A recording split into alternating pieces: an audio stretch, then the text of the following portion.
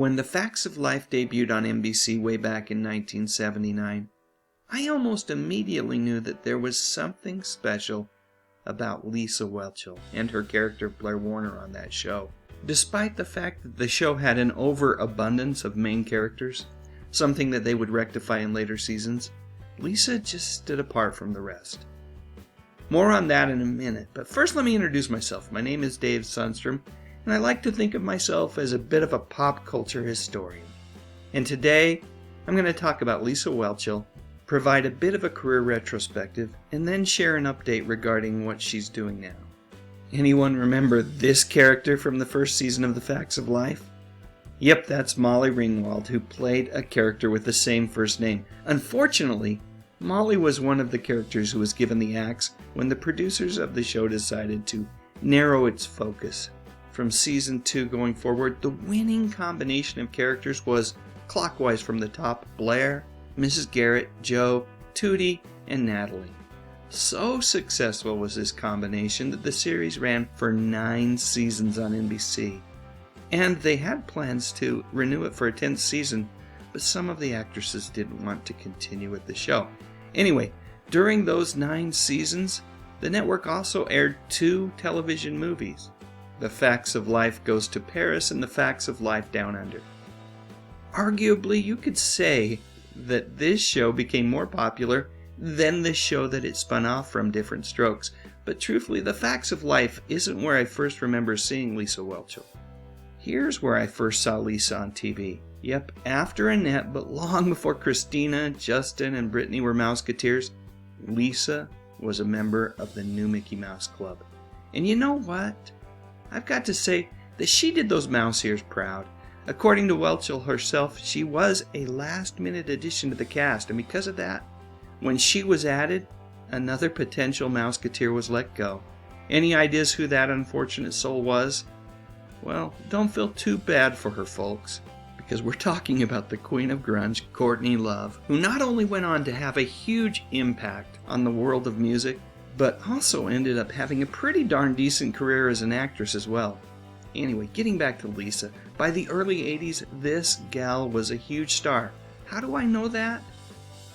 Well, because she passed the Dynamite magazine test. Yep, my #1 litmus test for success. Here she is on the cover of my favorite magazine when I was in junior high.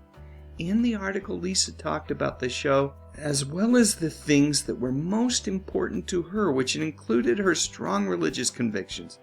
She credits that faith as one of the reasons that she decided to release a pop music album in 1984 titled All Because of You.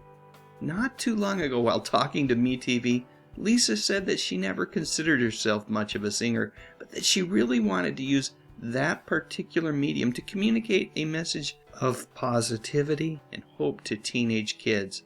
Lisa's religious beliefs also played into her decision to not appear in an episode of The Facts of Life where one of the characters loses her virginity. That episode of the show, titled The First Time, is the only time I believe that Lisa didn't appear in the show. After The Facts of Life wound down and eventually came to an end, Lisa continued to find work, but as time went on, it became clear that appearing in TV and movies was no longer her top priority. So what happened? Where did Lisa go? Well, if we're going to tell that story, this is probably a good place to start. In the summer of 1988, Lisa married her pastor. Yep, the feller's name is Stephen Cobble, and he was the associate pastor tending to the congregation at the Church of the Way in Van Nuys, California, where Lisa attended.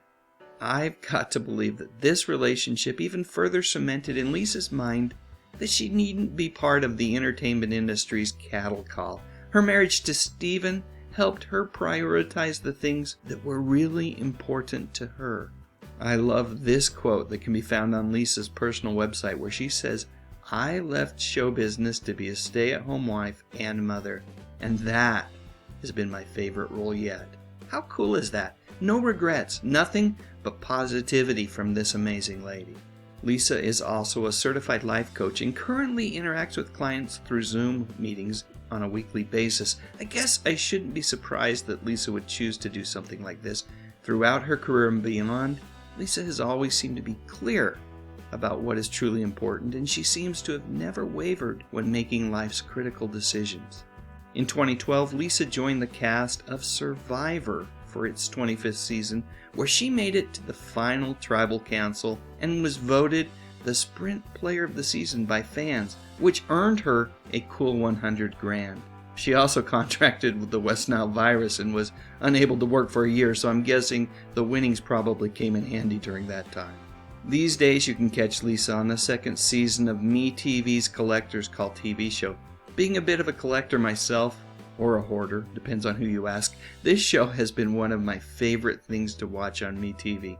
Really folks, if you have access to that channel and you haven't watched this program, I'd recommend making it part of your Sunday evening television schedule. It's a ton of fun and a really cool trip down nostalgia lane. On a more serious note, Lisa has traveled to India twice, partnering with Rescue Freedom, an organization committed to ending sex slavery for women and children. I absolutely love that Lisa has sacrificed some of her personal time in service of others. A person's ability to give selflessly of themselves really says a lot about who that person is deep down. And I suspect from all of my research that Lisa is exactly the kind and generous type of person that we all hope to be. Sheesh. Who would have thought the rich and spoiled Blair Warner would have turned out to be so darn awesome? Alright, one last picture. Let's go with something from the television movie The Facts of Life Goes to Paris. So were you a fan of this show? And in particular Lisa Whelchel? Let me know in the comments section. And while you're at it, if you enjoyed this video, I'd love a thumbs up.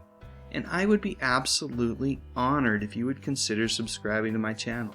I talk about music, movies, and mostly television from the 50s, 60s, 70s, and 80s. You know, the good stuff. But most importantly, and as always, thank you so much for watching.